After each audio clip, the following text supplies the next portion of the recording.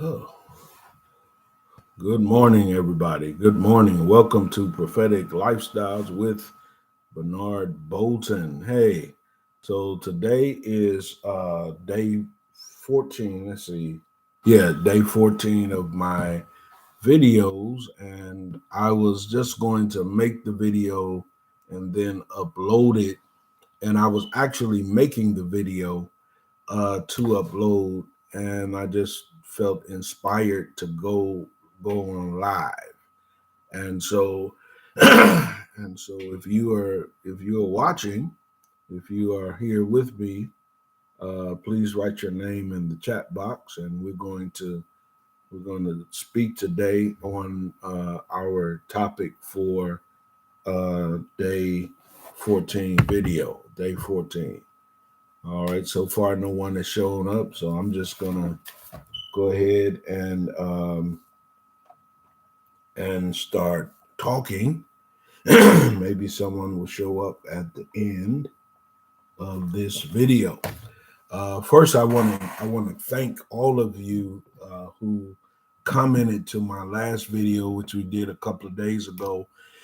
We were talking about how we may not be able to finish the 30-day challenge, and how our schedule is getting a little hard on us, and then everything we're doing in terms of our work, our job, our business, our ministry. And so we were really saying, I don't think I can finish the 30 days. We started that on February the 15th. We were supposed to go to March 15th. So we actually have 10 more days of making videos. And so, but you were so encouraging and motivating. Your comments, Cheslin, I think Rhonda had a comment, and then Cheyenne had a comment. And so you have given me the push that I need. I don't know if I'll be able to uh, keep doing daily videos. We're doing one today, which is rare. We have done videos on Saturday, but Saturday is Shabbat, and we keep Shabbat as the end of the week and a day to get refreshed and to get sort of stirred up for the new week. And so we decided to do a video today. We'll probably have one tomorrow, and we're going to press on to March 15th and see how many videos we will get done in our 30-day challenge. All right, so keep coming with the comments, keep coming, subscribing, liking the videos, sharing them with others. Okay, so today I want to talk about, does prophecy judge? Does prophecy judge? And this is actually based on a comment that I received, not on any of the 30-day comments, but this is actually about a uh, it's in reply to a comment. I had done a video in 20. Let's see, when did I do that video? It was in 2019. So it's 3 years ago. I had done this particular video, and so I got a comment the other day, which I'm always excited because video 3 year video, people are still commenting on them today. That's always very encouraging to us that people are still watching our videos 3 years after it was created. But in the video, I put the word in the video title. I placed the word non-judgmental, and I wanted people to know that even though I was speaking about this singer who was Christian singer, gospel singer, who was going through some real challenges in her life, and she was facing, she was dealing with a lot of things, and then she went to a non-Christian counselor, a lady who practices a different type of faith, which a different faith, not the Christian faith, not a faith in in Yahweh or Yahshua, but this Christian went to this non-Christian. And so I was critical of that decision, but I was not critical or judgmental of the singer. I was, really feeling, sorry about her struggles, and when you are well known and you're in social media, because we all have struggles, but thankfully our struggles are not being talked about on Facebook. It's not being covered by gossip sites and all of that. And so this young lady went through a lot of challenges, and she needed help. And unfortunately, she didn't go to the church, even though she had grown up in the church and her parents were pastors and all of that. All right, but but this is the comment that this person left on my person left just yesterday. This is the comment that she left on that video. She said, first, let's address the title of this video. How is anything prophetic non-judgmental? The whole point of prophecy is to judge. Now that's what this person says, and I'm not criticizing her, I'm not judging her or condemning her. But I was really motivated by her comment, even though I don't agree with it. And I believe she's missing the whole point of prophecy. But I says, now I can make a video on this comment, even though she didn't comment on any of the videos we've made. And so I got the idea that I want to talk about, is prophecy judgment? Does prophecy judge? Is the whole point of prophecy to judge? Okay. And and so I replied, I did reply to her statements, and I want to use that statement for today. I want to use my reply. All right, because what is prophecy? Prophecy is the communicating of the heart and the intent of God. All right, so prophecy is speaking from God's heart to people, and it is communicating what is on God's heart and what is God's intent. What is his plan? What does he want to see come to pass? That is really what prophecy is. Okay, John chapter 4 is the basic definition of prophecy, where Jesus says, my sheep hear my voice. And so in prophecy, we hear the voice of the Father. That's what prophecy is, to hear the voice of the Father. As the one prophesying, you hear God and you say what God is saying, or you write what God is saying, or you sing what God is saying, or you pray what God is saying. Okay, there are a lot of different ways you can demonstrate prophecy or the prophetic. All right, uh, but where does the idea come from? Where does this young lady, and I don't know if this is what she's thinking, but I'm assuming that she is speaking from an old covenant perspective, which is where a lot of people are related to the prophetic. And even a lot of prophets administrate their prophetic gifting from the old covenant. And this is why the church is not connecting with God's heart or God's will or God's intent. Okay. The old covenant was God's dealing with Israel, and God gave them the Torah, which is the law, the customs, the sacrifices, the offerings. What days should they eat? What days should they fast? How they were to treat one another, how they were to approach God, how to worship, what foods to eat. And the purpose of the Torah was twofold. Number one, God was teaching his character. That's what you don't hear a lot as it relates to old covenant teaching. God was teaching his character to his people. He was teaching them the things that's important to him. And then secondly, God was making them a peculiar people, a nation that would demonstrate the holiness and the sanctification of God. And so that's why the Torah was given. Now, God knew that Israel would not be able to fulfill all of the law because of because of the human condition that man had failed, man would sin, and so that's why they had all of these different sacrifices that they could bring in order to they could bring the sacrifices to be expunged from their sin. All right. So, but God also knew that the fulfillment of that whole system called the law. I see one person has joined me. Thanks for being with us at 5:40 a.m. On a Saturday morning. Please write your name in the chat box so I'll know who you are.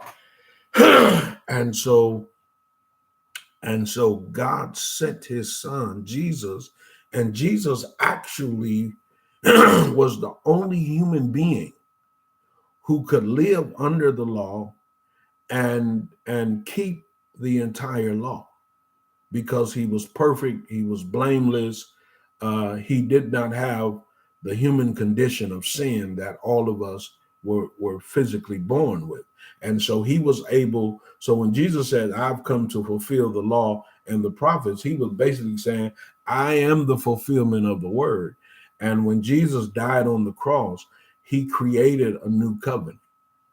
And so now in Jesus, not in church, in Jesus, we have a new covenant.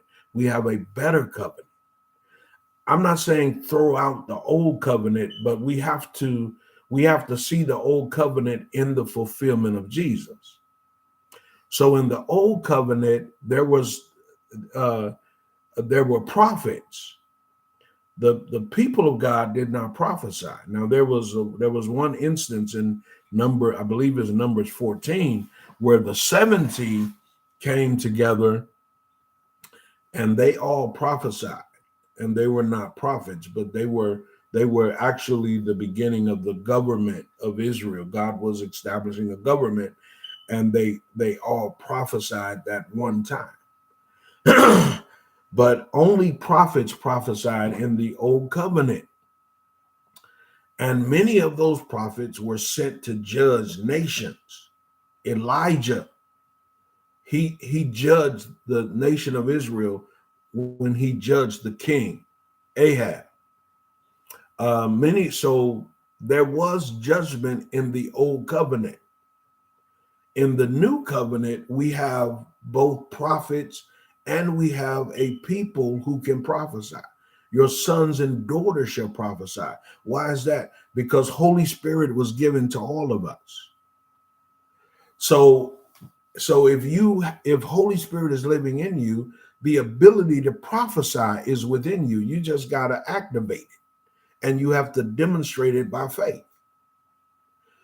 But in the new covenant, prophets are sent to convince, they are sent to edify, they are sent to equip. Prophets are one of the gifts given to the church in Ephesians 4, and they are given for the purpose of edifying and equipping the church. When you look in 1 Corinthians 14, okay, it talks about the church, the believer prophesying. We all may prophesy. The church is edified through prophecy. Even when the prophets prophesy, there was a certain order that needed to be maintained. Prophecy is for edification, it's for exhortation, it's for encouragement, it is for learning. It never says anything about judgment. Why? Because we have moved from the old covenant prophets. We are now in the new covenant. And the prophets operate by the Spirit of God, by Holy Spirit. They don't operate by the law. Okay. And they're not judging nations. The only time that the church is ever given the right to judge its own members, notice this, the Apostle Paul dealt with this in Corinthians, and he says that cannot the church judge its own. So the church has uh, legislative and judicial authority over its own members. And so when there is sin in the congregation, then the church has the right to judge its own members. The church doesn't have the right to judge the world.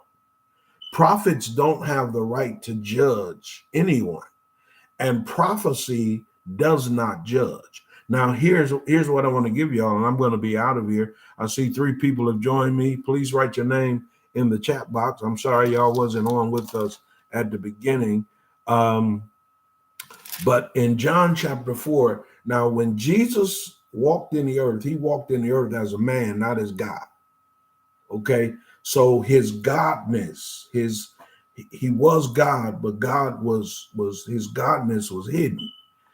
Jesus walked in the earth as a man to demonstrate to us who walk by faith that we also can walk in the earth as he did. And so everything that Jesus did, he did as a human being. He was led by the Spirit. Okay. And so he operated by the power of the Spirit, the gifts of the Spirit. He did not operate in his gifts as God. So when a lot of people say, well, I can't do what Jesus did, that is a lack of faith and a lack of understanding of who Jesus was in the earth. Now he is God, but in the earth he was man. He was called a man of sorrows by prophet Isaiah, called him a man of sorrows. He called himself the Son of Man because he was identifying himself with the human race. He was completely human, even though he was God, but he chose not to operate as God in the earth. So when Jesus, and this is, for me, this is the best picture of what prophecy is. When we talk about prophecy as revealing the heart and the intent of God, in John chapter 4, Jesus meets a woman at the well, and he's operating as a prophet. So he's prophesying to her. Okay. And so he starts a conversation with the woman. Now look at this statement that Jesus makes in verse 16. Jesus said, Go call your husband and come here. The woman answered and said, I have no husband. Jesus said to her, You have well said, I have no husband, for you have had 5 husbands. Okay. Jesus says you have had 5 husbands, and the one whom you now have is not your husband. In that you spoke truly. The woman said to him, Sir, I perceive that you are a prophet. So she recognizes that Jesus is a prophet because at that moment, Jesus is operating as a prophet. Okay. And he has given her a word of knowledge. So he reveals something about her life. She didn't tell him that she had been married 5 times and that she was living with a man who she was not married with. How could Jesus have known that? Because the prophetic was operating in him. Okay. So as he continues the conversation, all right, the woman said to him in verse 25, I know that Messiah is coming, who is called Christ. When he comes, he will tell us all things. Jesus said to her, I who speak to you am he. And so then the woman goes back to town and tells everyone about Jesus, and the whole village comes out to meet Jesus. Not one time did Jesus ever judge her. He didn't judge her as an adulterer because under the law, she was an adulterer. Well, I take that back because she's not a Jew. She's half Jew. Well, let me say that the law may have been applicable, but the Samaritans were not recognized as full Jews because they were looked upon as the Jewish people as half breeds because they were actually born out of a dual race. Okay, the Romans and the Jews came together, and created the Samaritans. All right. So so it's possible that she wasn't under the law, but Jesus never judged her. My point is that he prophesied to her, but he never judged her. Prophecy does not judge. Prophecy is not judgment. And so when you're getting a prophetic word or a prophet is ministering to you and he's judging you, he is operating under the old covenant, which is a covenant of condemnation. And Jesus fulfilled the old covenant. Now we were never under the old covenant. We were never under the law that was given to Israel. We were never under that. So that's not our law. So when people go talking about, you got to follow the law. No, the law that the whole world was under was the law of sin and death. The law of sin and death. When Adam and Eve ate the fruit in the garden, they activated the law of sin and death. The wages of sin is death. God told them that, and that was the law. God says you can freely eat of every tree, but if you eat of this tree, you will surely die. So when they committed sin, they brought death upon the entire human race. So as Gentiles, and that's who we were. We were Gentiles. We were outside of the covenant that God had with Israel. And as Gentiles, we were under the law of sin and death. We were not under the law that was given to Israel. But in Jesus, we have been delivered from the law of sin and death, and we are not under the bondage of the law of Moses. And there are some people who want to teach the law of Moses, and you got to follow the law of Moses to go to heaven and to be right with God. But listen, our righteousness is in Jesus. He fulfilled that. Okay. And in him, we have a new covenant. All right. So much of the old covenant applies to us as principles. Most of the new covenant applies to us as life. All right. And so prophecy never judges in what, in agreement in what the young lady said. Prophecy does not judge. All right. And so I'm going to do probably another video on what is judgment, because I believe most of us don't have the right understanding of what it means to judge and to judge others. All right.